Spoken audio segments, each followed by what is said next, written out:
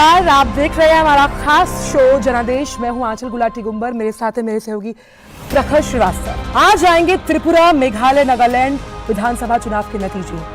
सबकी नजरें हैं इस पर कि अब की बार किसकी सरकार। करीब 800 उम्मीदवारों की किस्मत दांव पर है। पूर्वोत्तर के 3 राज्यों त्रिपुरा, मेघालय और नागालैंड में हुए विधानसभा चुनावों के नतीजे आज घोषित होंगे।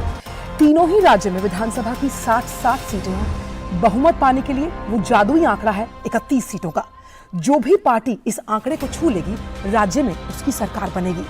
तीनों राज्यों में 178 सीटों के लिए मतगणना होगी। त्रिपुरा में 16 फरवरी को वोटिंग हुई थी, जबकि मेघालय और नागालैंड में 27 फरवरी को वोट डाले गए थे। त्रिपुरा की 60 और मेघालय और नागालैंड की 59 सीटों के लिए मतगणना होगी। पूर्वोत्तर के 3 राज्यों में कुल 180 विधानसभा क्षेत्रों में चुनाव हुए थे और अभी त्रिपुरा में भाजपा के सीएम है, जबकि नागालैंड में नेशनलिस्ट डेमोक्रेटिक प्रोग्रेसिव पार्टी और मेघालय में नेशनल पीपल्स पार्टी। किस तरह से चुनावी समीकरण बदले हैं, ग्राउंड जीरो से हमारे रिपोर्टर्स जुड़ेंगे और साथ ही साथ हम इस पूरी सटीक और सही विश्लेषण के साथ आपके साथ जुड़े हुए हैं 2 घंटे के। लेकिन सबसे पहले रुख करते हैं सुर्खियों का।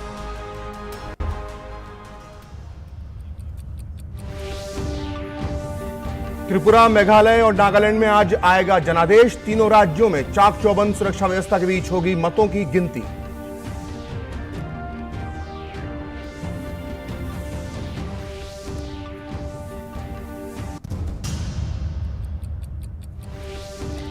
क्या त्रिपुरा में लगातार दूसरी बार खिलेगा कमल या लेफ्ट कर पाएगा कोई उलटफेर? मुख्यमंत्री डॉक्टर माणिक साहा सहित 259 उम्मीदवारों के राजनीतिक भविष्य का आज होगा फैसला।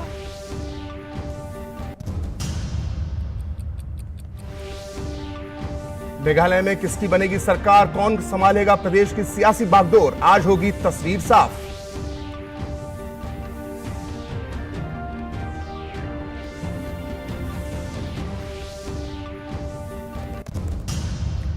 वहीं नागालैंड में क्या दूसरी बार भी सत्ता में वापसी कर पाएगा एनडीपीपी और बीजेपी का गठबंधन? या एनपीएफ और कांग्रेस कर पाएंगे कोई करिश्मा? काउंटिंग से जुड़ी पल पल की हर अपडेट देखने के लिए दिन भर जुड़े रहिए डीडी न्यूज के साथ।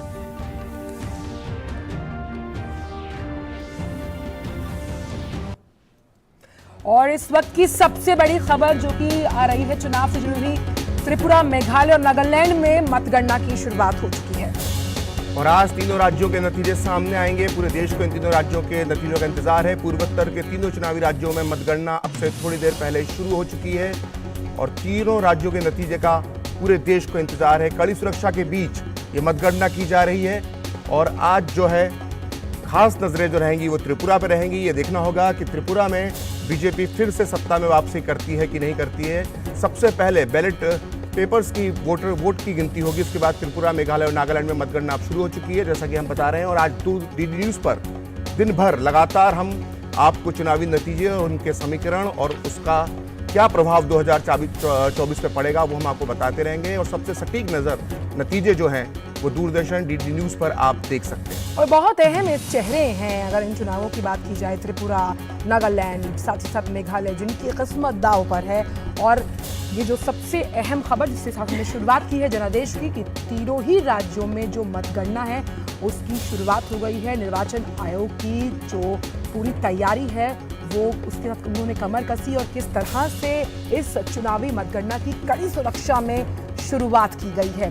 तो मेघालय के 13 केंद्रों पर मतगणना जो है उसकी प्रक्रिया को अंजाम दिया जाएगा और 59 सीटों पर, अगर हम बात करें त्रिपुरा की 60 और मेघालय और नागालैंड की 59 सीटों पर आज जो है वो नतीजे घोषित किए जाएंगे। अगर त्रिपुरा की बात करें तो कुल 259 जो है इसमें से उम्मीदवार हैं जो चुनावी मैदान में हैं। हम जानते हैं कि सबसे पहले त्रिपुरा में ही वोट डालने की प्रक्रिया हुई थी शुरू, उसके बाद मेघालय और नागालैंड में 27 फरवरी को वोट डाले गए थे और आज कड़ी सुरक्षा के बीच सबसे पहले पोस्टल बैलेट्स की गिनती के साथ शुरुआत हुई है त्रिपुरा, मेघालय, नागालैंड के इस चुनावी नतीजे की सफर की। और कुछ ही देर में तस्वीर साफ हो जाएगी कौन सत्ता पर काबिज होगा। चुनाव के दिग्गज चेहरे हैं जिन पर सबकी नजरें लगी हुई हैं।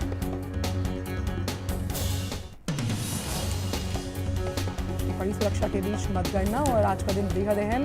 तमाम जिन पार्टियों ने इस पूरे 2 से 3 महीने में चुनावी दंगल में जो ताल ठोकी है, किस तरह से उसका असर दिखेगा, उस पर हम चर्चा करेंगे। हमने जैसे कि बताया था शो शुरू होने से पहले कि हमारे साथ ग्राउंड जीरो से तमाम वो रिपोर्टर्स जुड़ेंगे जिनके साथ लगातार हम जुड़ रहे हैं तमाम बुलेटिन्स में। कोहिमा से जुड़ रहे हैं हमारे साथ नीरज सिंह और शिलोंग से जुड़ रहे हैं हमारे साथ विशाल बैरिस्टो। आप दोनों का ही बहुत बहुत स्वागत है।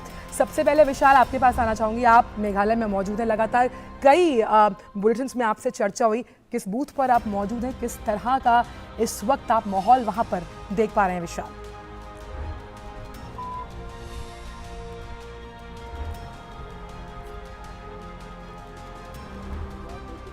बैलेट काउंटिंग की और 8 बजे से ये शुरुआत हुई है। मैं इस वक्त हूँ शिलोंग में पोलिंग ग्राउंड पर और मेरे पीछे आप देख सकते हैं तमाम तैयारियां चल रही है। इसके पीछे जो है वो काउंटिंग चल रही है और मीडिया को यहीं तक रेस्ट्रिक्ट किया गया है, लेकिन 8:30 बजे तक इसको बैलेट पेपर्स को काउंटिंग को कंप्लीट कर देना होगा और 8:30 बजे से फिर ईवीएम्स खुलना शुरू होगी। जहाँ तक हम बात करते हैं मेघालय की 59 सीटों पर चुनाव हुआ और 239 उम्मीदवार इस चुनाव मैदान में हैं, जिसमें मुख्य तौर पर कॉनरेड संगमा जो मुख्यमंत्री हैं और मुकुल संगमा जो कांग्रेस का हाथ छोड़कर टीएमसी का दामन थाम चुके हैं, उनकी किस्मत का फैसला होगा। बीजेपी सभी 59 सीटों पर, पहले 60 सीटों पर चुनाव होना था, लेकिन यूडीपी कैंडिडेट की मृत्यु होने की वजह से अब 59 सीटों पर चुनाव हो रहा है। तो बीजेपी अकेले ही चुनाव लड़ रही है, लेकिन चुनाव से पहले ही तमाम जो पार्टियां हैं जो दावेदारी ठोक रही थी कि हम सरकार बनाएंगे, चाहे वो एनपीपी की हो, कांग्रेस संगमा की, चाहे वो टीएमसी हो, वो इन्होंने कहना शुरू कर दिया है कि हम post poll alliance like minded parties के साथ करने में हमें कोई गुरेज नहीं होगा। लेकिन बीजेपी ने अपनी तरफ से ऐसा कोई बयान नहीं दिया है। बीजेपी पूरी ताकत के साथ इस चुनाव में उतरी है और खोने के लिए बीजेपी के पास कुछ है भी नहीं, क्योंकि पिछली बार उन्होंने 2 सीटें हासिल की थी और इस बार उसको पूरी उम्मीद है कि वो अपनी जो टैली है उसको इंप्रूव करेगी। लेकिन जो लगता है कि कांग्रेस को सबसे ज्यादा नुकसान इसमें इसलिए हो सकता है क्योंकि पिछली बार कांग्रेस सबसे बड़ी पार्टी थी 21 सीटों के साथ और 19.5% वोट उसने हासिल किया था। जी विशाल, हमारे साथ इस वक्त नागालैंड से, कोहिमा से हमारे साथ नीरज सिंह भी हैं। नीरज, कितनी बड़ी चुनौती बीजेपी के लिए आप देख रहे हैं सरकार बचाने के लिए, एनडीपी और बीजेपी गठबंधन के लिए? देखिए प्रखर, अगर तमाम एग्जिट पोलों को अगर आप देखें तो एग्जिट पोल यही बोल रहे हैं कि जो मौजूदा गठबंधन है वो सत्ता में वापसी कर रहा है और उसके कई सारे कारण भी हैं प्रखर। सबसे पहले अगर आप देखें कि ये दोनों बीजेपी और एनडीपी दोनों ही टोटल 60 सीटों पर इन्होंने चुनाव लड़ा, जबकि बाकी अगर दूसरी पॉलिटिकल पार्टियों को देखें, कांग्रेस भी 23 सीटों पर है, इसके अलावा एनपीएफ है वो 22 सीटों पर है। दूसरी जो छोटी पार्टियां हैं, हम चाहे एलजेपी की बात करें, एनसीपी की बात करें, कोई 12 सीटों पर चुनाव लड़ रहा है, कोई 16 सीटों पर चुनाव लड़ रहा है। तो सत्ता में वापसी के लिए, या ये कह सकते हैं कि सत्ता बचाने के लिए बीजेपी और एनडीपी दोनों ही चुनाव लड़ रहे हैं, जबकि दूसरी जो पॉलिटिकल पार्टियां हैं वो सत्ता में भागीदारी के लिए चुनाव लड़ रही हैं। अगर आपने देखा होगा कि जो एलजेपी है वो बार बार ये कह रही है कि उसके दरवाजे सबके लिए खुले हैं। जदयू अगर यहाँ पर जो चुनाव लड़ रही है, क्योंकि पिछली बार जदयू का भी एक विधायक था, उनका भी ये कहना है कि वो उनके दरवाजे खुले हुए हैं, अगर कोई भी पार्टी सत्ता में आएगी तो वो उसको समर्थन देने को तैयार है। यहाँ आप देखिए कि एक विरोधाभास देखने को मिलता है। नीतीश कुमार जो जदयू के मुख्यमंत्री हैं बिहार में, वो कहते हैं कि भारतीय जनता पार्टी के साथ वो किसी भी सूरत में नहीं जाएंगे, लेकिन अगर हम नागालैंड में देखते हैं तो जदयू के जो जनरल सेक्रेटरी हैं वो ये कहते हैं कि हमारे दरवाजे भारतीय जनता पार्टी के लिए भी खुले हुए हैं, एनडीपी के लिए खुले हैं। ये इतना ज़्यादा कह सकते हैं कि आपस में इतना मिला था। यही कारण है कि भारतीय जनता पार्टी को ये स्पष्ट करना पड़ा कि उनका गठबंधन सिर्फ एनडीपी के साथ है, किसी दूसरी पॉलिटिकल पार्टी के साथ नहीं है, और चुनाव में जीतने के बाद वो एनडीपी के साथ ही सरकार बनाना पसंद करेंगे, ना कि किसी दूसरी पॉलिटिकल पार्टी के। दूसरी, इस बार का चुनाव इस लिहाज से भी प्रखर महत्वपूर्ण है कि 4 महिला उम्मीदवार चुनावी मैदान में, एक भारतीय जनता पार्टी से, एक कांग्रेस पार्टी से और 2 एनडीपी से, क्योंकि अभी तक यहाँ पर कोई भी महिला 1963 के बाद से देखें तो कोई भी महिला यहाँ पर एमएलए नहीं चुनी गई है। तो इस बार सबसे ज्यादा निगाहें भी इस बात की होंगी, क्या इनमें से कोई भी महिला क्या ये माना जाए कि बीजेपी के लिए इस चुनाव की जो शुरुआत हुई है वो बड़ी एक तरह से कह सकते हैं शुभ हो चुकी है, क्योंकि एक सीट बीजेपी को पहले ही ऑलरेडी मिल चुकी है, क्योंकि निर्विरोध उनका एक उम्मीदवार नागालैंड के अंदर चुनाव जीत चुका है या निर्विरोध चुना जा चुका है। तो इसे आप एक शुभ शुरुआत मानेंगे बीजेपी के लिए? देखिए बिल्कुल शुभ शुरुआत है और एक तरह से ये भी कह सकते हैं कि प्रखर के मनोवैज्ञानिक रूप से जो भारतीय जनता पार्टी है उन्होंने बढ़त भी ले ली है। अगर आप ये देखें कि 15 जिले हैं, 15 जिले में 13 लाख के करीब मतदाता हैं। हर जिले में अगर हम 4 सीटें देखें तो हर जिले के अंदर 80,000 के करीब वोट प्रखर पड़ते हैं और 80,000 में अगर 4 सीटें हैं तो 20-20 हज़ार के करीब जो वोट हैं वो एक विधानसभा क्षेत्र में है और इसमें से भी 85% से थोड़ा सा ज़्यादा ही जो वोटिंग हुआ है। तो कुल मिलाकर 17,000 के करीब जो वोट होंगे जो तमाम पॉलिटिकल पार्टियों में बटेंगे। तो उस लिहाज से भी देखें तो जो परिणाम है वो उम्मीद की जा रही है कि 12 बजे के आसपास परिणाम आ जाएंगे। ये स्पष्ट हो जाएगा कौन सी पॉलिटिकल पार्टी यहाँ पर सत्ता में वापसी कर रही है। लेकिन भारतीय जनता पार्टी के लिए आप सही कह रहे हैं कि एक शुभ शुरुआत है क्योंकि एक निर्विरोध रूप से उनकी पार्टी का एक मेंबर पहले ही चुनाव जीत गया है। बिल्कुल, बहुत शुभ शुरुआत यहाँ पर इसको मान सकते हैं नीरज। लेकिन हमारे साथ हमारे दूसरे संवाददाता विशाल बैरिस्टो भी मेघालय से जुड़े हैं। विशाल, अगर हम इस पूरे चुनावी कैंपेन पर नजर डालें, क्योंकि आप वहाँ पर लगातार मौजूद रहे, किस तरह से आप इसे आंकेंगे कि तमाम जो पॉलिटिकल पार्टीज़ है और ख़ास तौर पर उन्होंने वहाँ चुनावी ताल ठोकी, लेकिन हमने कहीं ना कहीं यहाँ पर ये देखा कि जो रीजनल पार्टीज़ वहाँ पर हैं उनका दबदबा बेहद अहम है। कितना अहम आप इसको गेम चेंजर मानते हैं आज के नतीजों को लेकर? देखिए अचल, आपने बिल्कुल ठीक सवाल पूछा है क्योंकि रीजनल पार्टीज का बहुत बड़ा से होता है when we say that regional parties are going to be the deciding factor in Meghalaya. क्योंकि जो एनपीपी है उसके साथ यूडीपी है, यूडीपी और एनपीपी दोनों अलायंस पार्टनर्स थे, लेकिन इस बार दोनों अलग अलग लड़ रहे हैं। और जब हम नेशनल पार्टीज की बात करते हैं तो नेशनल पार्टीज में कांग्रेस और बीजेपी, टीएमसी को अभी भी हम रीजनल फैक्टर पे ही लेंगे और टीएमसी जो है वो अभी न्यू एंट्री है क्योंकि टीएमसी की जो भी फौज है मुकुल संगमा के नेतृत्व में वो कांग्रेस से आए हुए तमाम जो 12 एमएलए थे उन्होंने एनमास ज्वाइन किया 2021 नवंबर में। तो इस तरह से अगर हम देखें तो बीजेपी और कांग्रेस जो है वो नेशनल पार्टीज है, लेकिन जो डिसाइडिंग फैक्टर होगा वो रीजनल पार्टीज ही तय करेंगी जिसमें एनपीपी, यूडीपी और दूसरे क्षेत्रीय दल हैं। जब हम बात करते हैं कैंपेनिंग की तो कांग्रेस कहीं ना कहीं कैंपेनिंग में पिछड़ती नजर आई। राहुल गांधी ने जरूर यहां पर आकर रैली की, सलमान खुर्शीद भी आए, मुकुल वासनिक भी आए और आखिर तक सुप्रिया श्रीने जो पार्टी की प्रवक्ता भी है वो आखिर तक जूझती नजर आई। लेकिन बीजेपी ने बहुत अग्रेसिव कैंपेन किया। जेपी नड्डा ने यहां पर आके पहले रैली की, फिर अगले दिन शिलोंग के अंदर उन्होंने अपने पार्टी का मैनिफेस्टो जारी किया और इसके बाद जो प्राइम मिनिस्टर की रैली हुई, खासतौर से जो रोड शो हुआ शिलोंग में और उसके बाद तुरा में जो रैली हुई, इससे पहले होम मिनिस्टर अमित शाह ने 3-4 रैलियां की तुरा के अंदर। तो ये जो कारपेट बॉम्बिंग करी है बीजेपी ने, इसने कहीं ना कहीं रीजनल पार्टीज को भी चौंका दिया और ये सोचने पे मजबूर कर दिया कि क्या वाकई बीजेपी इतनी बड़ी फोर्स के साथ आ रही है यहाँ पर। एक बात महत्वपूर्ण है, उन्होंने बार-बार बीजेपी के जो नेता थे विशाल, यहाँ पर एक बात ये महत्वपूर्ण है कि इस बार जो बीजेपी ने चुनाव लड़ा है मेघालय में वो पूरी तरह से विकास के मुद्दे पर लड़ा है और सबसे खास बात यह है कि बीजेपी का जो कॉन्फिडेंस लेवल था वो बहुत ऊपर था क्योंकि पूरी 60 सीटों पर उसने अपने उम्मीदवार उतारे। इसकी आप क्या वजह देखते हैं? देखिए प्रखर, जैसे हम कहते हैं 2 धारी तलवार के साथ बीजेपी इस चुनावी मैदान में उतरी थी और ना सिर्फ विकास का मुद्दा था उनके पास, करप्शन का भी एक मुद्दा था और बीजेपी ने खुलकर कहा कि आपने 2 परिवारों को बार बार मौका दिया और उनका निशाना था मुकुल संगमा और कॉनरेड संगमा, जिनके साथ वो पिछली बार गठबंधन की सरकार बना चुके थे और उन्होंने कहा कि हमने राहें अपनी इसलिए अलग कर दी क्योंकि विकास के मुद्दे पर मेघालय, अगर हम 8 राज्यों की बात करते हैं तो विकास के मुद्दे पर मेघालय कहीं ना कहीं पिछड़ गया। उसका बड़ा कारण है भ्रष्टाचार पर उन्होंने लगातार चोट करी है और उन्होंने ये भी कहा है कि एक सुप्रीम कोर्ट के रिटायर्ड जज के पैनल के अंडर एक पैनल को फॉर्म किया जाएगा, तमाम भ्रष्टाचार के जो मामले हैं उनकी स्क्रूटनी करी जाएगी और जो भी दोषी पाया जाएगा उसको जेल में डाल दिया जाएगा। तो करप्शन एंड डेवलपमेंट, ये 2 प्लैंक थे बीजेपी के जिसको लेकर उन्होंने बहुत एग्रेसिव कैंपेन किया और उन्होंने साफ कह दिया कि हम अकेले इस बार चुनाव इसलिए लड़ रहे हैं। विशाल, लेकिन बहुत संक्षिप्त में हम दिखाएंगे ग्राफिक्स अपने दर्शकों को कि किस तरह से जो दिग्गज है उनकी किस्मत दांव पर। लेकिन एक सवाल ये बहुत अहम है विशाल आपसे कि इस बार संगमा बनाम संगमा का जो एक हम दृश्य वहां पर देख पा रहे हैं, खासतौर पर दोनों ही राजनीतिक घराने से आते हैं और दोनों को ही अपनी, हम कह सकते हैं, पॉलिटिकल साख बचाना बेहद जरूरी है। देखिए आंचल, जब हम संगमा वर्सेस संगमा की बात करते हैं तो ये पिछले चुनाव में भी था। कॉनरेड संगमा एनपीपी की पार्टी से थे और मुकुल संगमा तब कांग्रेस से थे और कांग्रेस के मुख्यमंत्री भी रह चुके हैं, लेकिन फिर से रिपीट हो रहा है संगमा वर्सेस संगमा। फर्क सिर्फ इतना सा है कि मुकुल संगमा के पास इस बार कांग्रेस का हाथ नहीं है।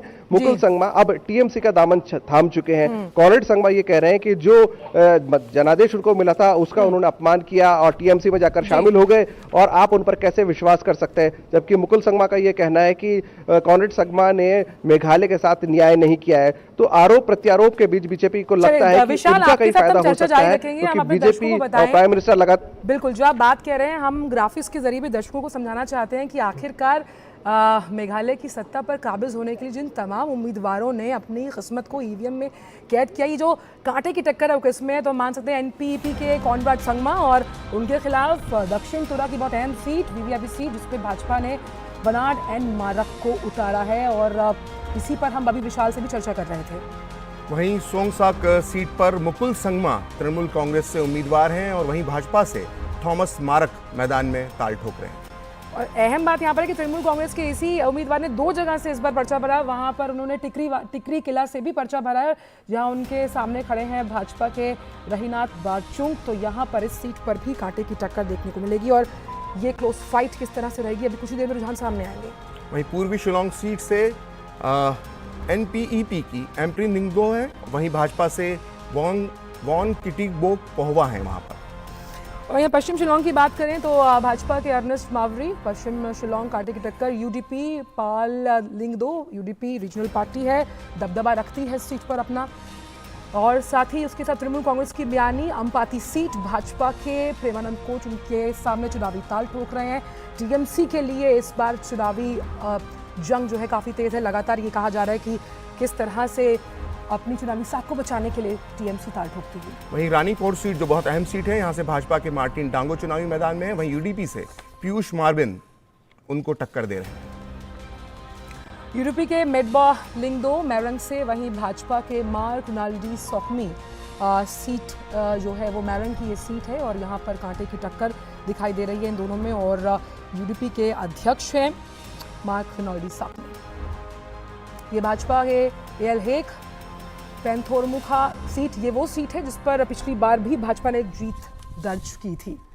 और एनपीपी कॉनराड संगमा दक्षिण तुरा सीट, भाजपा बनाड एंड मारक। और हमारे साथ तुरा से रमा त्यागी भी जुड़ गई है। रमा, गुड मॉर्निंग आपको। तो तुरा, जिससे हमने कई रिपोर्ट्स भी आपकी देखी, बहुत अहम इलाका है, उस लिहाज से किस तरह का माहौल आपके बूथ पर? सबसे अहम यहाँ पर महिलाओं का वोट परसेंटेज, जिसका जिक्र हम कई बार आपके बुलेटिन्स में कर चुके हैं, आज तय कर पाएगा कि कौन सत्ता पर काबिज होता है।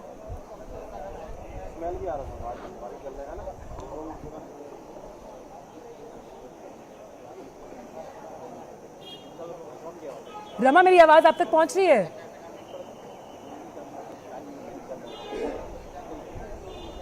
रमा तक हमारी आवाज नहीं जा रही है। जी, सवाल दोहराएंगे?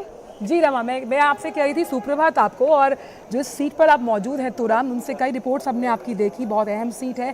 खास तौर पर जब भी आपसे बात हुई तो महिलाओं का वोट परसेंटेज हमेशा से यहाँ पर उलटफेर करता है। इस बार किस तरह का माहौल देख पा रही हैं आप अपने बूथ पर?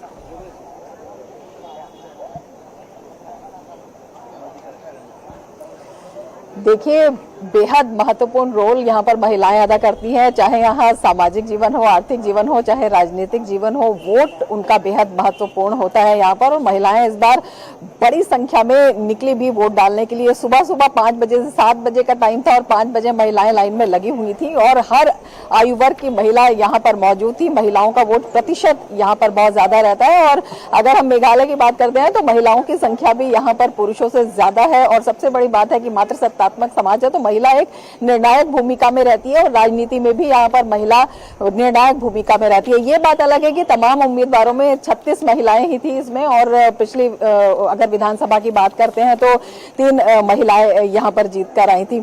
लेकिन उसके बावजूद जो महिलाओं का जो रोल है वो बेहद यहाँ पर अहम है। मैं आपको बता देती हूँ, मैं तुरा में मौजूद हूँ और यहाँ पर ये जो सोशल सेंटर है यहाँ पर मैं हूँ और यहाँ पर 11 विधानसभा हैं जिनकी काउंटिंग होनी है। अपने आप में ये बेहद महत्वपूर्ण है क्योंकि अगर हम तुरा की बात करते हैं, ये पड़ता है गारो हिल्स में और गारो हिल्स में सीट्स कम है लेकिन उन सीट्स की अहमियत बहुत ज्यादा है क्योंकि जो मुख्यमंत्री बनने की राह है वो यहीं से होके निकलती है कहा जाता है। तो इस मायने में ये जो इलाका है ये खासा अहम हो जाता है।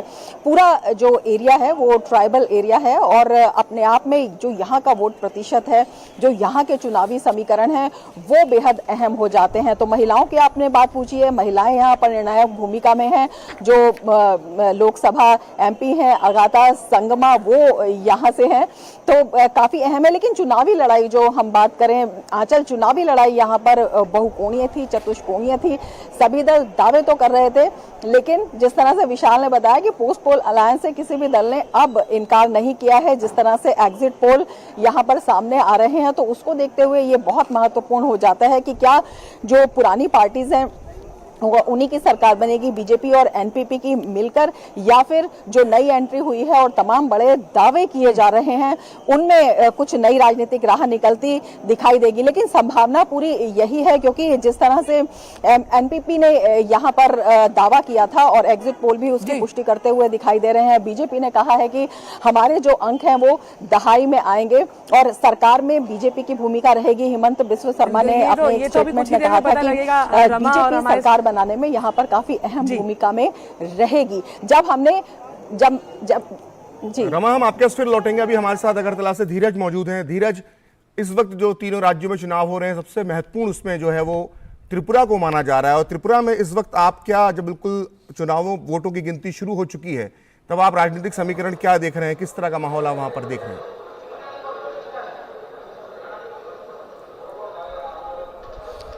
अभी वोटों की गिनती शुरू हो चुकी है और अभी जो पहले चरण में पहले 1 घंटे तक जो बैलेट की गिनती होगी और बैलेट की गिनती का काम यहाँ पे शुरू हो चुका है। जो तमाम जो पदाधिकारी हैं, ऑब्जर्वर हैं, वो काउंटिंग रूम में पहुँच चुके हैं और अभी थोड़ी देर पहले जो यहाँ के जो स्टेट प्रेसिडेंट हैं बीजेपी के राजीव भट्टाचार्य जी भी यहाँ पे पहुँचे हैं और उनसे मैंने एक सवाल पूछा कि क्या आपके लिए कड़ी चुनौती है, तो उन्होंने साफ तौर पे कहा कि हमारे लिए कोई कड़ी चुनौती नहीं है। बीजेपी एब्सोल्यूट मेजॉरिटी के साथ त्रिपुरा में सरकार बनाने जा रही है और पूरे तौर पे उन्होंने पूरे कॉन्फिडेंस के साथ कहा। और मैंने ये भी पूछा कि देखिए जो त्रिपुरा मोथा है वो कितनी चुनौती है, तो उनका एक जो बयान था वो बहुत शानदार बयान था कि उन्होंने कहा कि देखिए त्रिपुरा मोथा अगर 10-12 सीट लेकर आती है इसका मतलब है कि सीपीएम का सफाया हो गया त्रिपुरा में।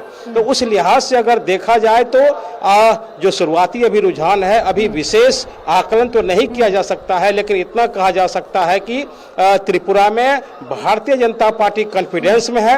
हालांकि अभी मतदान शुरू हुआ है, ये नहीं कहा जा सकता है कि ऊंट किस तरफ जाके करवट लेकर बैठेगा या किस सियासी दल के जो सर पे सत्ता का ताज आएगा। लेकिन अब शुरुआती रुझान से और जो राजनीतिक दलों के जो हम कह सकते हैं कि जो राजनीतिक दल जो आते हैं उनके जेस्चर से ऐसा लग रहा है कि भारतीय जनता पार्टी को जरूर लीड मिलेगी। हालांकि जो सीपीएम और जो कांग्रेस का जो गठबंधन है उस गठबंधन के बारे में विशेषज्ञ ऐसा बता रहे हैं कि उस गठबंधन से जो सीटों का जो बहुत सारे सीटों का समीकरण है वो बदल सकता है। जी धीरज जी, हम मान सकते हैं कि कहीं ना कहीं भाजपा के विजय रथ को रोकने के लिए किस तरह से लेफ्ट के साथ कांग्रेस ने करार किया, दोनों की विचारधाराएं बिल्कुल अलग, और उसमें अगर टिपरा मोथा ने जिस तरह से एक इमोशनल अपील की थी कि भाई ये मेरा आखिरी चुनाव है, जो उनके अध्यक्ष है, क्या लगता है कितना असर डालेंगे ये दोनों ही फैक्टर्स आज के नतीजों पर?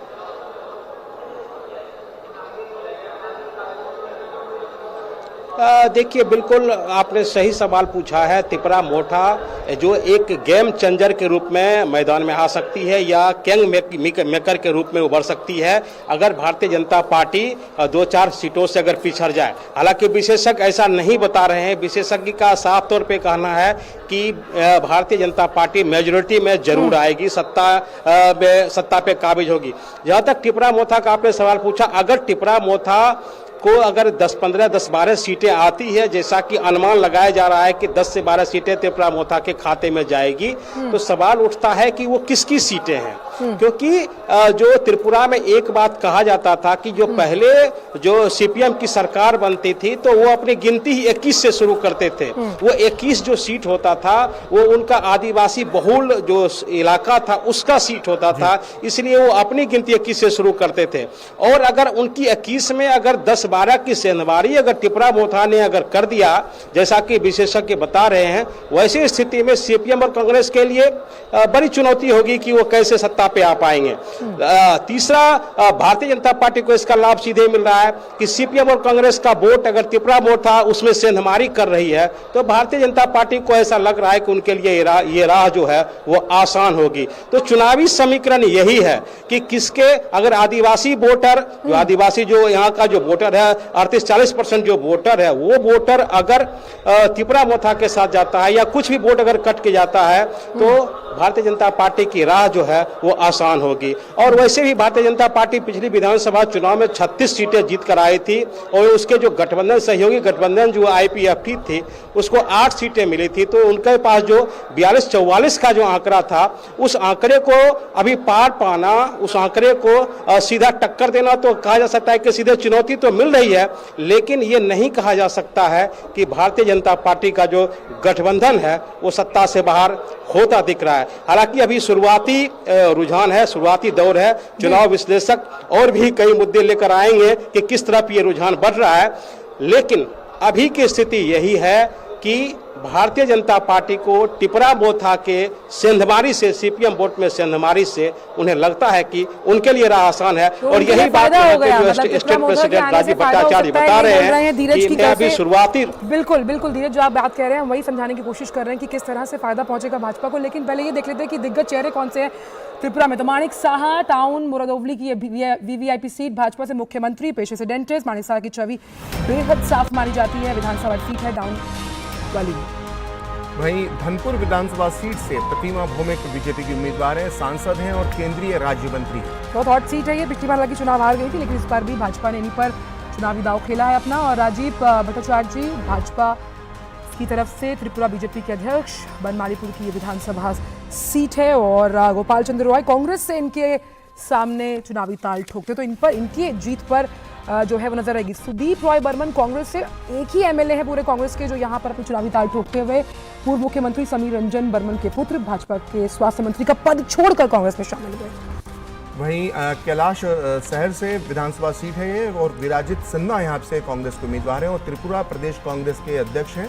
और अगर ऐसा दावा किया जा रहा है कि अगर कांग्रेस सत्ता में आती है तो इनके एक बड़ा पद मिल सकता है, लेकिन एग्जिट पोल इस तरफ इशारा नहीं कर रहे। त्रिपुरा मोता का बहुत अहम चेहरा विश्वकेतु देव वर्मा, वर्तमान विधायक एवं बागी नेता आईएफटी, और इन पर भी निगाहें रहेंगी, सीट पर बल्कि निगाहें रहेंगी। जितेंद्र चौधरी सीपीआईएम प्रदेश सचिव जो अपने आप को पहले ही कह रहे थे कि मैं सीएम बन जाऊंगा अगर मेरी पार्टी जीतती है, तो देखने वाली बात होगी कि किस तरह चुनाव के नतीजे सामने आते हैं।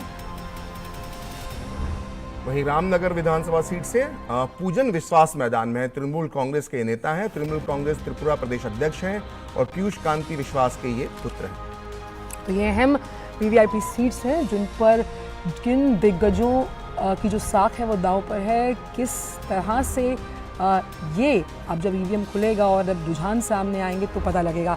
हमारे साथ धीरज जुड़े थे। धीरज, लगातार हमने ये भी देखा जब हम त्रिपुरा को अगर समझने की कोशिश करें कि किस तरह से वहाँ पर टीएमसी अपनी सियासी ज़मीन खोज रही है, और सबसे अहम यहाँ पर ये है कि कांग्रेस जो कि बिल्कुल उलट विचारधारा के साथ है उसके साथ उन्होंने गठबंधन किया। लेकिन ये जो मेन मुद्दे हैं, जिन मुद्दों को लेकर तमाम पार्टियां जनता के बीच में गई हैं, आपने लगातार जनता से वहाँ इलेक्शन कैंपेनिंग के दौरान बात की, क्या लगता है आपको?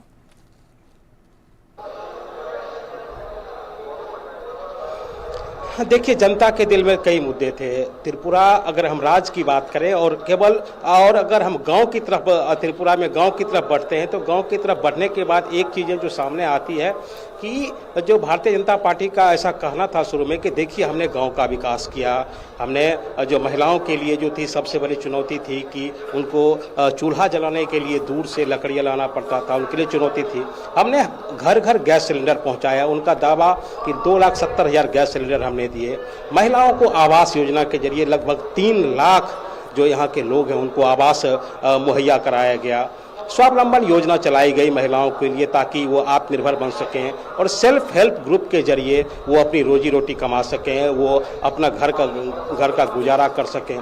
इसके अलावा किसानों के लिए किसान समृद्धि योजना आई ताकि किसान जो उनको जो पैसे मिलते हैं उस पैसे से वो अपना रसद पानी कर सकें। और सबसे बड़ी बात जो यहाँ त्रिपुरा के बारे में कहा जाता है कि यहाँ पे जो शांति की व्यवस्था कायम हो, तो शांति की व्यवस्था कैसे कायम हो उसके लिए सरकार ने प्रयास किए। और उसका जो चुनाव के दौरान उन्होंने बताया कि देखिए पहले क्या होता था, त्रिपुरा में बम फूटते थे और अब उस बम की जगह जो हवाई जहाज की जो है वो आवाज़ आती है। देखिए जो हमारा जो त्रिपुरा अगरतला का जो एयरपोर्ट है वो इंटरनेशनल एयरपोर्ट है और कैसे यहाँ पे विकास का काम शुरू हुआ है, राजमार्ग का काम शुरू हुआ है, सड़क का काम शुरू हुआ है। जो गांव जो कटा हुआ था शहर से, तो हमने शहर को गांव से जोड़ा, कनेक्ट। लगभग 5000 गांव का जो ऐसा कहा गया कि 5000 ऐसे गांव हैं जिसकी कनेक्टिविटी जो है उस शहर से हुई। गांव में सारे लगभग सारे गांव में बिजली के जो विद्युतीकरण की जो योजना थी, विद्युतीकरण की योजना पहुंचाई गई ताकि इस गांव में भी जो बिजली की सुविधा पहुंचे। डिजिटल इंडिया के माध्यम से वहां को भी वहां लोगों को टेलीविजन की सुविधा, मोबाइल की सुविधा। तो ये जो विकास का जो नया मॉडल जो भारतीय जनता पार्टी ने बीते 5 साल में खोजने की कोशिश की, जो बनाने की कोशिश की, जो उसका एक नतीजा जो है वो हमें चुनाव के दौरान ये मिला कि भारी संख्या में महिला वोटर्स उत्साह के साथ चुनाव प्रचार में हमको दिखी। और त्रिपुरा राज्य के बारे में ऐसा कहा जाता है कि ये मातृसत्तात्मक राज्य है और यहाँ महिलाओं की भागीदारी जिसकी तरफ है, समझिए कि चुनाव का रुझान उसी तरफ है। और पूरे चुनाव के दौरान हमने देखा कि किस तरीके से महिलाएं भारी संख्या में जुलूस के साथ रैली ग्राउंड में, चुनाव प्रचार में महिलाओं की जो भागीदारी दिखी। और जो महिलाओं की भागीदारी इसलिए दिखी कि राज्य में शांति का जो है माहौल कायम हुआ। और जबकि मैंने मतगणना के दिन, जिस दिन मतदान हो रहा था त्रिपुरा में, उस दिन भी मैं कई मतदान सेंटर पर गया तो महिलाओं से हमने पूछा कि आपके दिल में क्या है, आप जो इतनी भारी संख्या में, क्योंकि वहाँ मतदान के लिए सुबह 4:30 बजे से लोगों का हुजूम खड़ा था। आश्चर्य हो रहा था कि सुबह 4:30 बजे लोग कतार में खड़े हैं। तो महिलाओं से हमने, कई महिलाओं से हमने ये बात की कि आप मतदान के लिए सुबह सुबह पहुंची है, तो इसका कारण क्या है? तो उनका साफ साफ कहना था कि हमें शांति चाहिए और हम शांति के लिए वोट देने के लिए आए हैं। निष्पक्ष निर्वाचन चुनाव कराने की जिम्मेदारी थी चुनाव आयोग पर और ये पूरी होती नजर आई त्रिपुरा को लेकर। हिंसा होती थी। जी धीरज, यहाँ पर हम आपको रोकेंगे। हमारे साथ रमा भी मौजूद है पूरा से मेघालय से। रमा, हमने देखा है जो एग्जिट पोल के जो रुझान सामने आए, एग्जिट पोल के जो रिजल्ट्स एक तरह से कह सकते हैं, एग्जिट पोल के जो रिजल्ट्स हैं उसके अंदर एक तरह से हंग असेंबली बनती दिखाई दे रही है मेघालय में। तो अगर चुनाव एग्जिट पोल सही साबित होते हैं तो किस तरह के समीकरण वहां पे बनते हुए दिखाई दे रहे हैं?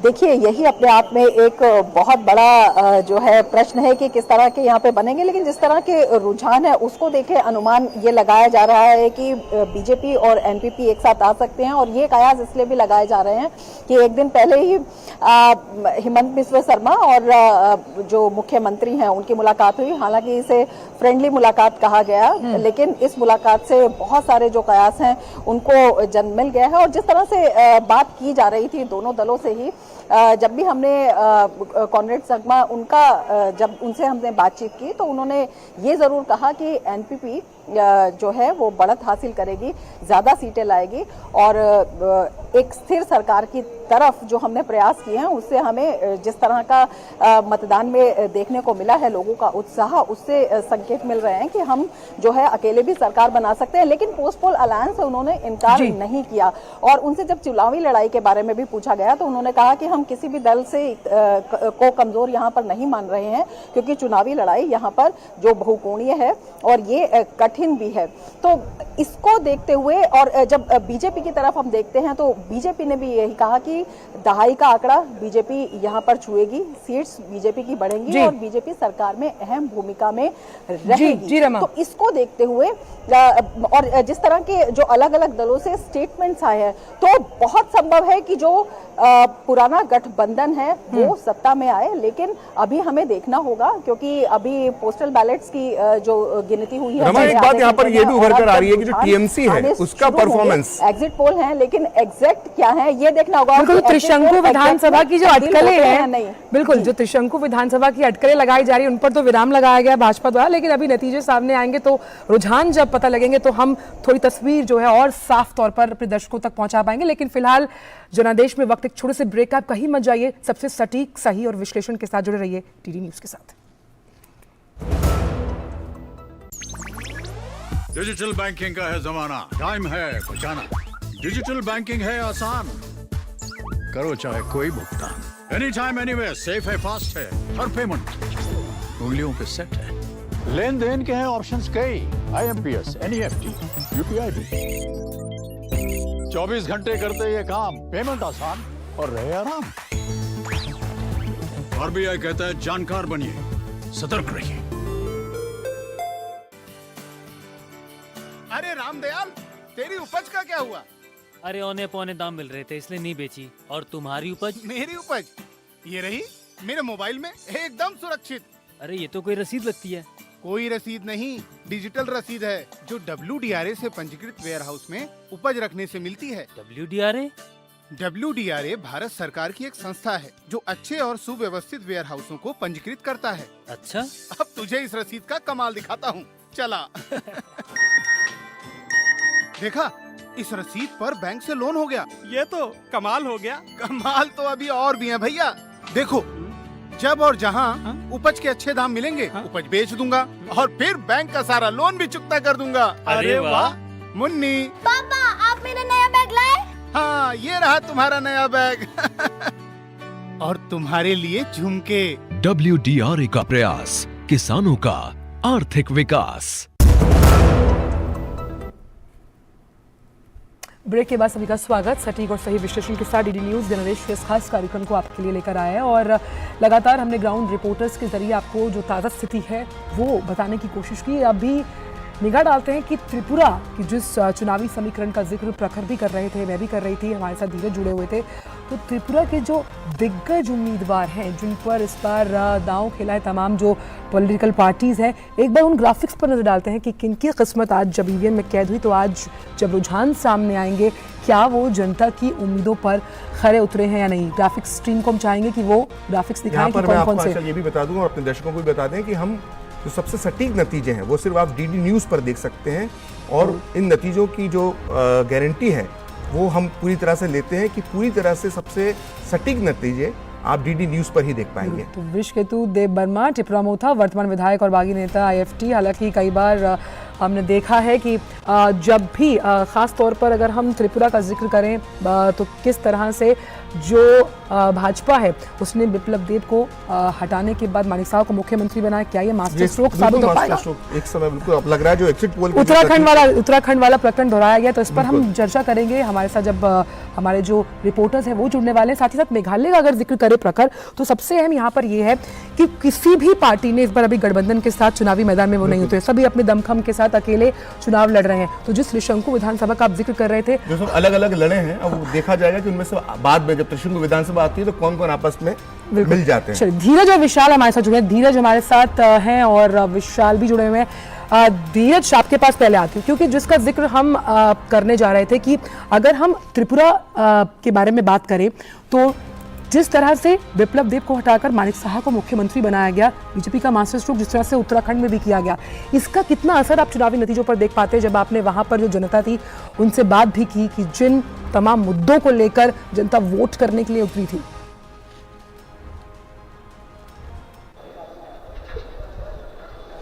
जी बिल्कुल, ये तो खैर जो आला कमान का फैसला था। हमने कई लोगों से बात किया कि बिप्लब देब को क्यों बदला गया और मानिक साहा क्यों।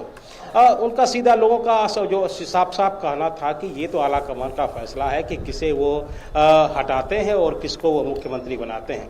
हालांकि इतना जरूर हुआ कि मानिक साहा के आने के बाद से जो एक चेहरे बदले और चेहरे के साथ जो विकास की गति में तेजी लाई गई। और सबसे बड़ी बात जो प्रधानमंत्री ने भी उसका अपने रैलियों में जिक्र किया मानिक साहा के बारे में कि मानिक साहा जबकि मुख्यमंत्री के तौर पर राज्य में कमान संभाले तो उन्होंने जो महिलाओं के लिए जो कई योजनाएं थी जो उन योजनाओं को उन्होंने बड़ी तेजी से आगे बढ़ाया। और उनका जो साफ साफ लक्ष्य था कि जो बीते 5 साल का जो सरकार ने जो खाका तैयार किया है उस सरकार के जो उन्होंने जो जनता के बीच वो गए थे 5 साल पहले कि हमें इस काम को आपके लिए पूरा करना है, तो उस लक्ष्य को हमको हासिल करना है। तो जो अगला जो 6 महीना जो मिला, पिछला 6 महीना कह सकते हैं जो मानिक साहा का जो मिला वो चुनौतियों से पूर्ण रहा, क्योंकि मानिक साहा को उन तमाम जो उनका टारगेट था, जो लक्ष्य था, उन लक्ष्य को पूरा करना था। हालांकि मानिक साहा से हमारी बात हुई तो उन्होंने साफ तौर पे कहा कि देखिए हमारे पास जो लक्ष्य थे उस लक्ष्य को हमने पूरा किया है और इस बार जबकि हम चुनाव में जा रहे हैं तो जनता को यही कहने जा रहे हैं कि देखिए जो लक्ष्य बाकी रह गए हैं हमें एक बार मौका और दीजिए। जो कुछ योजनाएं हैं उस कुछ धीरज आपने यहाँ पे मानिक साहा की बात की, अंतिम तौर लेकिन एक सवाल यहाँ पर मेरा और भी है कि एक चेहरा जो त्रिपुरा के बाहर का एक चेहरा था, इस बार सत्ता में आएंगे तो जरूर उस वायदे को पूरा करेंगे। धीरज आपने मानिक साहा की बात करी और आपने बताया किस तरह से उन्होंने सिर्फ 9 महीने के अंदर किस तरह से राज्य की सूरत बदली, लेकिन एक दिग्गज की बात यहाँ पर और की जाना चाहिए जो त्रिपुरा का चेहरा नहीं है लेकिन त्रिपुरा में उसने काफी जान लगाई इस बार, और वो है असम के मुख्यमंत्री हेमंत बिस्वा शर्मा। उनके बारे में आप क्या कहेंगे?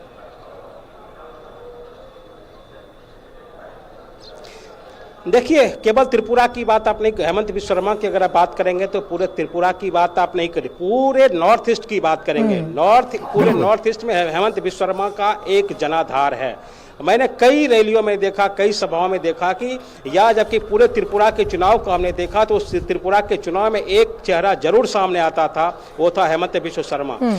जब प्रधानमंत्री का कार्यक्रम हो, गृह मंत्री का कार्यक्रम हो या दिल्ली के बड़े नेताओं का कार्यक्रम हो, हेमंत बिस्वा शर्मा की उपस्थिति यहाँ देखी गई। इसका कारण ये रहा कि पूरे नॉर्थ ईस्ट के इलाके में जो हेमंत बिस्वा शर्मा एक ऐसे नेता के रूप में साबित हुए, ऐसे किंग मेकर के रूप में साबित हुए हैं जिनका ये चेहरा बताता है कि उन्होंने राज्य की सूरत और सीरत बदल दी है।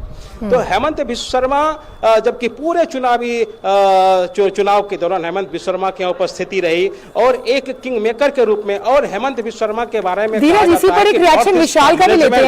बिल्कुल जो आप बात कह रहे हैं इसी की कड़ी को विशाल से भी जोड़ते हैं। शर्मा के पास है जी धीरज, इसी को विशाल से भी जोड़ते हैं। विशाल, हेमंत बिस्वा शर्मा की अगर बात की जाए तो मेघालय सीमावर्ती इलाकों में से आता है और उन्हें कहीं ना कहीं एक किंग मेकर के रूप में देखा जा रहा है कि किस तरह से पैसिफाई किया जाए जो तमाम राजनीतिक समीकरण है उनको साधने में कितना अहम आप रोल मानते हैं पूरे, अगर हम पूर्वोत्तर राज्य के इन चुनावों पर नजर डालें तो?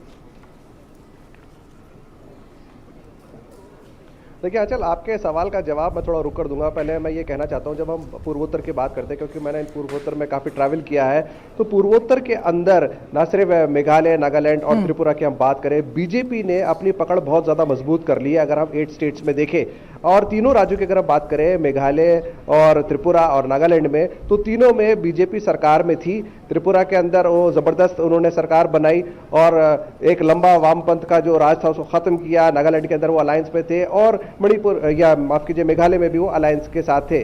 अब हम बात करें अरुणाचल में, मणिपुर में, इवन सिक्किम के अंदर और असम में भी वो वापस सत्ता में लौटे। तो ये तमाम जगह बीजेपी की मौजूदगी है और ये जो चुनाव है 3 स्टेट्स का, इसको हम 2024 की तैयारी के तौर पे भी देख रहे हैं। और यही वजह है कि बीजेपी मेघालय में सभी 60 सीटों पर उन्होंने अपने उम्मीदवार उतार दिए। अब बात करते हैं हेमंत बिस्वा शर्मा की। मेघालय और असम के बीच में एक बॉर्डर डिस्प्यूट है जिसको लेकर काफी नाराजगी भी रही है दोनों स्टेट्स के बीच के अंदर, लेकिन हेमंत बिस्वा शर्मा के जो डिप्लोमेटिक अप्रोच है, जो उनका पॉलिटिकल एक्सपीरियंस है, हमें ये नहीं भूलना चाहिए कि हेमंत बिस्वा शर्मा असम के अंदर एक कांग्रेस का बड़ा चेहरा रह चुके हैं और वो पूरी पॉलिटिक्स को अच्छी तरह से समझते हैं। लेकिन अब वो बीजेपी के मुख्यमंत्री हैं और उनके नेतृत्व में बीजेपी ने अच्छी सरकार बनाई, अच्छी परफॉर्मेंस दी है और बार बार असम का एग्जाम्पल दिया जाता है। मेघालय में भी जब वो आते हैं तो वो कहते हैं कि आप असम में आके देखिए हमने किस तरह का विकास किया है। बीजेपी विकास के मुद्दे पर वोट मांग रही है। बीजेपी का ये कहना है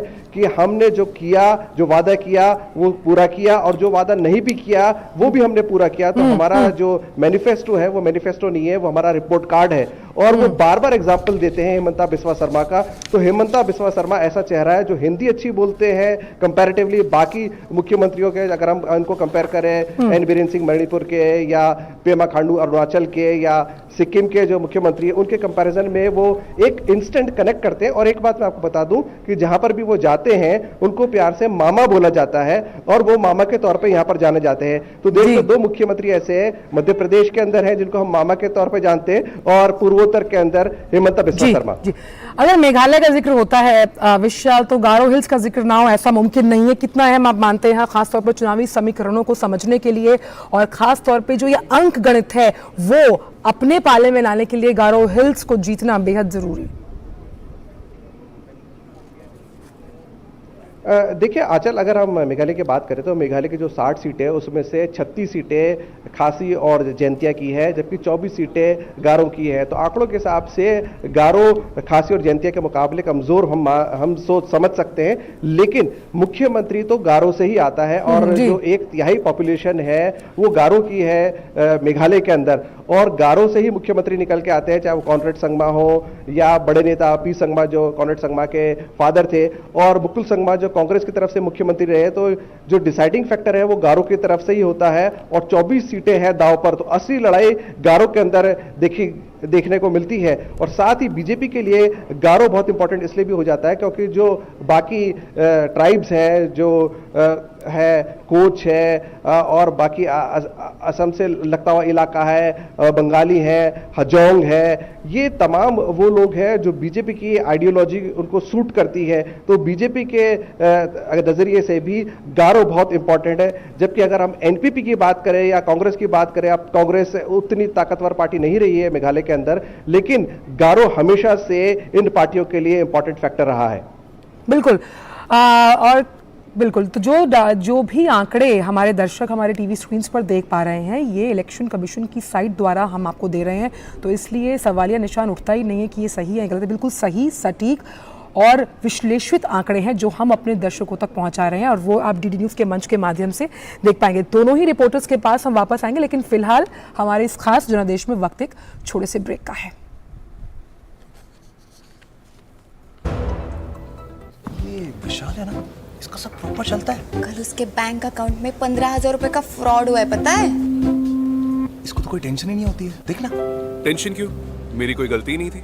फिर भी फ्रॉड होने पर मैंने तुरंत बैंक को इन्फॉर्म कर दिया। आरबीआई कहता है अगर आपके अकाउंट से किसी ने धोखे से पैसे निकाले हैं तो बैंक को जल्द से जल्द इन्फॉर्म कीजिए। 3 दिन के अंदर इन्फॉर्म किया तो कोई नुकसान नहीं होगा। जितना लेट करोगे उतना ज्यादा नुकसान। और सुन, सब चलता नहीं है, प्रॉपर चलाना पड़ता है। आरबीआई कहता है जानकार बनिए, सतर्क रहिए। जन औषधि केंद्रों पर मिलने वाली दवाओं की कीमत बाजार में जो दवाएं मिलती हैं उसी क्वालिटी की, लेकिन जन औषधि केंद्र में 50% से 90% तक उसकी कीमत कम होती है। भारतीय जन औषधि परियोजना के अंतर्गत अब तक देश भर में हजारों जन औषधि केंद्र खोले जा चुके हैं, जहां पर 1759 से अधिक दवाइयां और 280 सर्जिकल उपकरण बहुत ही कम कीमतों पर उपलब्ध हैं। अधिक जानकारी के लिए जन औषधि सुगम मोबाइल ऐप को डाउनलोड करें या टोल फ्री नंबर पर कॉल करें। सस्ती एवं उत्तम दवाएं जन औषधि केंद्र से लाएं। पता है, लोग अक्सर मुझसे पूछते हैं कॉल सेंटर का स्टेडी जॉब क्यों छोड़ा? I wanted more out of life. बस मैंने अपना स्टार्टअप शुरू किया। जानना चाहोगे कैसे? Then start up your own business as an LIC agent. यहाँ सब कुछ है, great products, zero investment, leading organization and unlimited opportunities. तो क्या आप तैयार हैं? LIC एजेंट बनो, अब बड़ा सोचो। हमारी वेबसाइट पर जाएं या अपनी नजदीकी LIC शाखा से संपर्क करें। ब्रेक के बाद सभी का स्वागत, और आप देख रहे हैं हमारी खास पेशकश जनादेश, जहां हम आपको मेघालय विधानसभा और त्रिपुरा के जो शुरुआती रुझान हैं, हम कह सकते हैं उनका सही सटीक विश्लेषण और आंकड़े आप तक पहुंचा रहे हैं। और हम जानते हैं कि जो मतगणना है वो शुरू हो चुकी है। हालांकि पहली सीट जो थी नागालैंड की अगर हम बात करें तो पहला रुझान सामने आया, जो ये पहली सीट है वो भाजपा के खाते में गई है। हमारे साथ लगातार रिपोर्टर्स जुड़े हुए हैं इस बड़ी कवरेज पर। हमारे साथ जुड़े हुए हैं शिलोंग से कोहिमा से जुड़े हुए हैं नीरज सिंह। नीरज, अगर हम नागालैंड का जिक्र करें तो ख़ास तौर पर जिस तरह का हम सियासी समीकरण वहाँ पर देखते हैं कि कोई भी महिला उम्मीदवार अब तक विधानसभा नहीं पहुंची है, और हालांकि जब वोट परसेंटेज की बात होती है, वोटिंग प्रक्रिया की बात होती है, तो नागालैंड का कोई सानी नहीं है। किस तरह से आप देखते हैं वहाँ पर इस पर जनता ने किन मुद्दों को ध्यान में रखकर वोट किया? और ये भी नागालैंड के बारे में कहा जाता है कि वहाँ पर कोई एक स्पेसिफाइड विपक्ष है ही नहीं।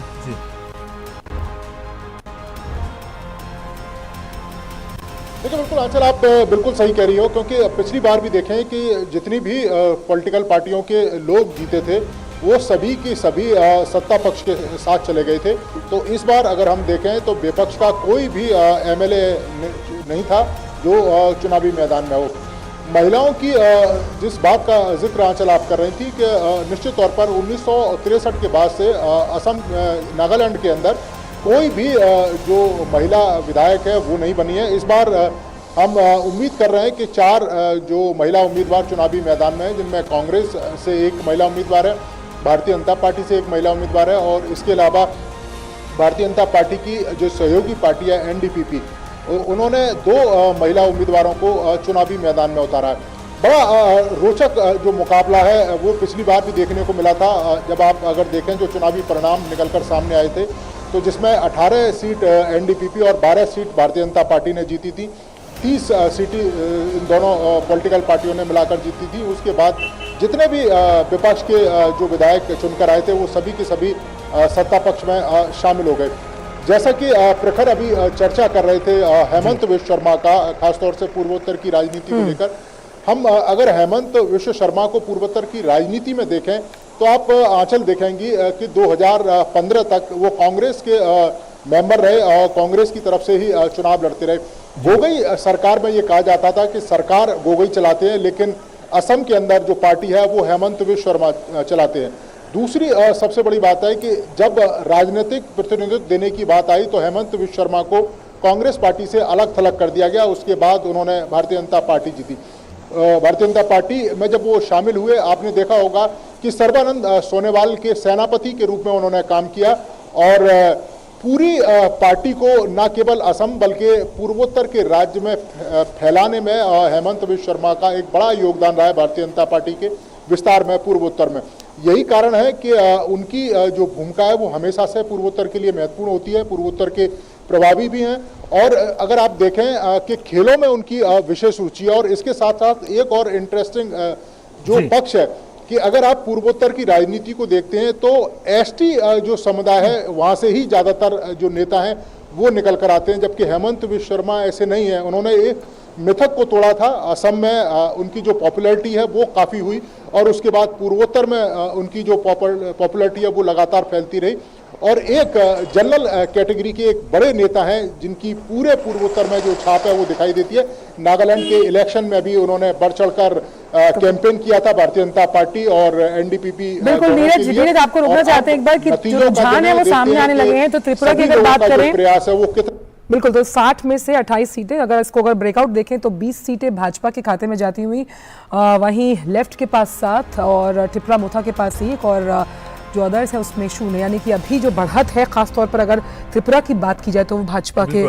इसके अलावा मेघालय की अगर हम बात करें तो 59 सीटों में से 25 के रुझान सामने आ गए हैं, जिसमें से बीजेपी 5 सीटों पर आगे बढ़ती दिखाई दे रही है, वहीं एनपीपी 15 सीटों पर आगे दिखाई दे रही है, जबकि यूडीपी 5 सीटों पर आगे बढ़ती हुई दिखाई दे रही है। बिल्कुल, जिसका जिक्र हम अपने जो हमारे साथ संवाददाता थे उससे भी कर रहे थे कि कहीं ना कहीं अभी गठबंधन नहीं है, लेकिन बाद में स्थिति किस तरह से होती है वो पता लगेगा। तो अब जो आप देख सकते हैं त्रिपुरा में देख सकते हैं, त्रिपुरा में 28 में से 20 सीटें, मतलब ये तो जो रुझान जो दिखाई दे रहा है उससे लग रहा है कि बीजेपी का जो एग्जिट पोल में जो अंदाजा लगाया गया था ये उससे भी आगे बीजेपी जा सकती है। तो जादुई आंकड़ा 31 का है, तो मतलब 11 और उस हिसाब से भाजपा ही वहां पर फिर से सरकार बनाती हुई दिखेगी। लेकिन अभी अगर देखा जाए जो रुझान है तो भाजपा जो 28 सीटों का रुझान आया, 60 में से 20 सीटें भाजपा की झोली में, सीपीएम की झोली में 7। टिपरा मोथा जो लगातार चुनावी ताल भाई नागालैंड में अगर हम देखें तो 60 में से 34 सीटों के रुझान आ गए हैं और एक सीट हम बता दें कि एक सीट पहले ही बीजेपी यहां से निर्विरोध से जीत चुकी है और इस तरह से बीजेपी इस वक्त जो है वो 31 सीटों पर आगे चल रही है। मतलब पहले ही रुझान जो आया है डीडी न्यूज पे, उसमें बीजेपी जो है वो स्पष्ट बहुमत की तरफ जाती दिखाई दे रही है। वहीं कांग्रेस 1 सीट पर और एनपीएफ 2 सीटों पर आगे दिखाई दे रही है। अच्छा, मेघालय में देखना ये बहुत दिलचस्प ये है कि यहाँ पर चुनाव में, पिछले चुनाव की अगर बात करें प्रखर, तो 2 सीटें आई थी और यहाँ पर 5 सीटें। तो उस हिसाब से देखा जाए तो शुरुआत अच्छी है बीजेपी के लिए। और बीजेपी पूरी तरह से 60 पूरी पहली बार मेघालय में ऐसा 60 के 60 उम्मीदवार उतारे हैं चुनाव लड़ी और उसका रिजल्ट भी दिखाई दे रहा है कि 5 सीटों पर जो है तो त्रिपुरा के शुरुआती रुझानों में भाजपा को बढ़त मिलती नजर आ रही है। 60 की जो 28 सीटें जिसका आंकड़ा हम आपको दिखा रहे हैं, भाजपा के खाते में 20 सीटें, सीपीएम के खाते में 7, त्रिपुरा मोथा के खाते में 1। यानी कि शुरुआती रुझान में त्रिपुरा में अगर बात की जाए भाजपा को बढ़त लगातार जो जबरदस्त सरकार अच्छा परफॉर्मेंस दिखाई दे रहा है कि अभी सिर्फ 28 सीटों के नतीजे रुझान आए हैं, माफ कीजिएगा, रुझान सिर्फ 28 सीटों के और 28 में से 20 सीटों पर अगर बीजेपी आगे बढ़ती दिखाई दे रही है।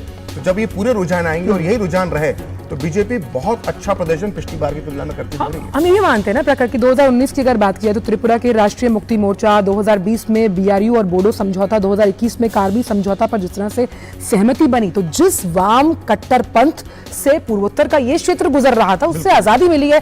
लोग पहले, हाँ बिल्कुल, पहले आप देखिए आपको चुनाव के लिए वोट डालने जाना तो आप वापस सही तरीके से आएंगे, लहू लुहान आएंगे, आपको नहीं मालूम। में जो नजर आ रहा है उस पर हमें धीरज से बात करना चाहिए। धीरज, अगर आप हमारे साथ मौजूद हैं तो हम आपको बताएं कि इस वक्त 60 सीटों में से धीरज अभी हमारे साथ नहीं है, लेकिन जिस तरह से रुझान सामने है उस लिहाज से जो एक बहुत ही हमने धुआंधार कैंपेनिंग देखी त्रिपुरा की अगर बात की जाए, तमाम स्टार प्रचारक भाजपा ने अपने चुनावी मैदान में उतारे। और सबसे अहम बात, क्योंकि त्रिपुरा एक सुदूर इलाका है, कैसे कनेक्टिविटी और इंफ्रास्ट्रक्चर को लेकर भाजपा ने वहां पर काम किया है, उसका असर ये जो शुरुआती रुझान है, जो विकास की बात लगातार बोलकर भाजपा ने वोट अपील की, वो कहीं ना कहीं शुरुआती रुझानों में साफ तौर पर दिखता हुआ नजर आ रहा है। तो ये रुझान अजंता विधानसभा की तस्वीर है तो और भविष्य की हम 28 में से 20 सीटों पर बीजेपी आगे और सीपीएम और कांग्रेस गठबंधन 7 सीटों पर आगे है। वहीं टिपरा, जिसके लिए बड़ी बातें की जा रही थी कि गेम चेंजर साबित होगी, अभी तक सिर्फ 1 सीट पर ही आगे दिखाई दे रही है। और इमोशनल अपील भी किया गया था टिपरा मोथा द्वारा कि भाई आखिरी चुनाव है, हम आपके साथ जुड़े, और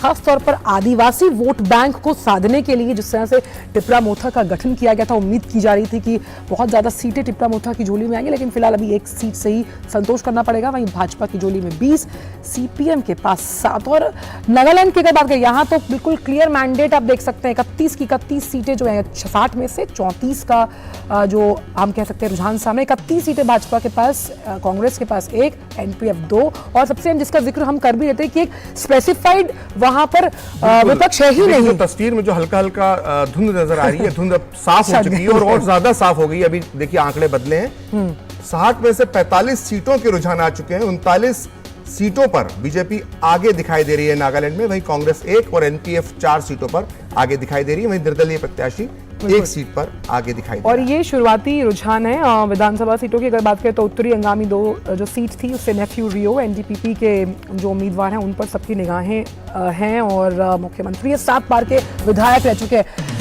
और बड़ी खबर, नागालैंड में शुरुआती रुझानों में भाजपा गठबंधन को बहुमत, ये बहुत बड़ी खबर हम आपको बता रहे हैं कि किस तरह से लगातार जो 7 बार के विधायक रह चुके हैं मुख्यमंत्री नेफ्यू रियो एनडीपीपी, तो जो ये गठबंधन है उसमें इस गठबंधन को जो शुरुआती रुझान है उसमें बहुमत मिलता हुआ साफ तौर पर नजर आ रहा है। तो नागालैंड में भी भाजपा का किला मजबूत होता हुआ बिल्कुल। और शुरुआती रुझान का अगर जिक्र करें तो अगर आप टैली को समझने की कोशिश करें तो देखिए नागालैंड के जो जनादेश है ये नागालैंड में फिर थोड़ा सा चेंज हुआ है आंकड़ों में और अभी हम 45 सीटों के आपको रुझान बता रहे हैं जिसमें 39 पर बीजेपी आगे है, 1 पर कांग्रेस आगे है, एनपीएफ 4 पर और 1 पर अदर आगे है। और ये खास देखने वाली बात होगी कि पिछली बार बीजेपी को यहाँ पर 44% वोट मिला था, और जिस तरह के रुझान आ रहे हैं उसे देखकर ये लगता है कि वोट परसेंटेज भी बीजेपी का काफी बढ़ेगा। बिल्कुल, और ये सबसे अहम है, किसी भी जब विधानसभा चुनाव में अगर आपका वोट परसेंटेज बढ़ता है तो वो कारगर साबित होता है कि किस तरह से आपने लोगों के लिए वहां काम किया है। नागालैंड की बात करें तो शुरुआती रुझान 60 में से 45 सीटों को जो अगर ब्रेकअप करके हम आपको दिखाएं तो भाजपा के खाते में 39, कांग्रेस के खाते में 1, एनपीएफ के खाते में 4 और निर्दलीय के खाते में 1 सीट जाती हुई। और नागालैंड की अगर बात की तो कई ऐसे चर्चित नाम है, खासतौर पर जो भाजपा के प्रदेश अध्यक्ष हैं तेम्सवे अलोंगटी की सीट, उनकी स्पीच बहुत वायरल हुई है और कई उम्मीदें हैं उनसे इस चुनावी समीकरण को किस तरह से आगे अब सत्ता की ओर लेकर जाया जाएगा। हालांकि ये भी शुरुआती रुझान है, ये किस तरह से नतीजों में तब्दील होते हैं ये धीरे धीरे जिस तरह से वक्त निकलेगा हम आपको बता पाएंगे। तो त्रिपुरा में भी अभी जो है वो भाजपा आगे चलती हुई, मेघालय में भी कुछ इसी तरह का रुझान जिस सामने तरह के त्रिपुरा को लेकर एग्जिट पोल आए थे जिसमें मैक्सिमम जो, अगर मैं एग्जिट पोल देखूं तो एक्सेस माई इंडिया का जो एग्जिट पोल था उसने 36 से 45 सीटें त्रिपुरा में बीजेपी को दी थी, लेकिन अभी जो है वो 41 सीटों पर ही रुझान आए हैं जिसपे बीजेपी 27 सीटों पर आगे हो गई है। तो करीब करीब मुझे लगता है कि ये एग्जिट पोल जो है 45 सीटों के आसपास या उसके ऊपर भी बीजेपी यहां पर जा सकती है। बिल्कुल, तो कई हमने 2018 में देखा था कि किस तरह से लेफ्ट के किले को ढहाकर त्रिपुरा में सरकार बनाई थी भाजपा ने, और इस बार भी यही जिस तरह से जो आंकड़े जो हैं वो शुरुआती रुझान है उसमें भाजपा को बढ़त मिलती हुई। अगर तो मेघालय को देखें तो मेघालय में बीजेपी इस वक्त 7 सीटों पर आगे दिखाई दे रही है, 59 में से 31 सीटों 2 से 7 अच्छी शुरुआत। अगर ये बरकरार रहता है, नतीजों में बरकरार रहता है तो 7 सीटें बीजेपी, और एक बहुत बड़ी उपलब्धि होगी बीजेपी के लिए अगर इस आंकड़े को बीजेपी कायम रखती है, क्योंकि इससे ज्यादा सीटें बीजेपी को मेघालय में कभी नहीं मिली। और यूडीपी का अगर मैं जिक्र करूं 6 सीटें लेकर आई, और यूडीपी में जो छात्र राजनीति से जुड़े तमाम नेता हैं काफी असर डालते हुए जब हम मेघालय के राजनीतिक परिदृश्य का जिक्र करते हैं तो यूडीपी के खाते में 6 तमाम रीजनल पार्टीज हैं, इनका दबदबा, और क्योंकि लगातार जो लोग हैं उनके साथ वो मुखातिब होती है तो उनका दबदबा इन राज्यों में बेहद ज्यादा। तो ये शुरुआती रुझान ये नतीजों में किस तरह से तब्दील होते हैं इस पर नजर हम डालेंगे। और नागालैंड की भी बात करें तो 39 सीटों पर अभी भाजपा जो है वो उनके खाते में, कांग्रेस के खाते में, भाजपा गठबंधन 39 सीटों पर आगे है, कांग्रेस 1 सीट पर आगे, एनपीएफ 4 सीटों पर आगे, वहीं अदर्स अभी 1 सीट पर आगे दिखाई दे रहे हैं। बिल्कुल, और फिलहाल रुकेंगे एक वक्त के लिए, लेकिन ब्रेक के लिए, क्योंकि आगे भी हम आपको ये जो रुझान है वो दिखाते रहेंगे। आप जुड़े रहिए डीडी न्यूज के साथ।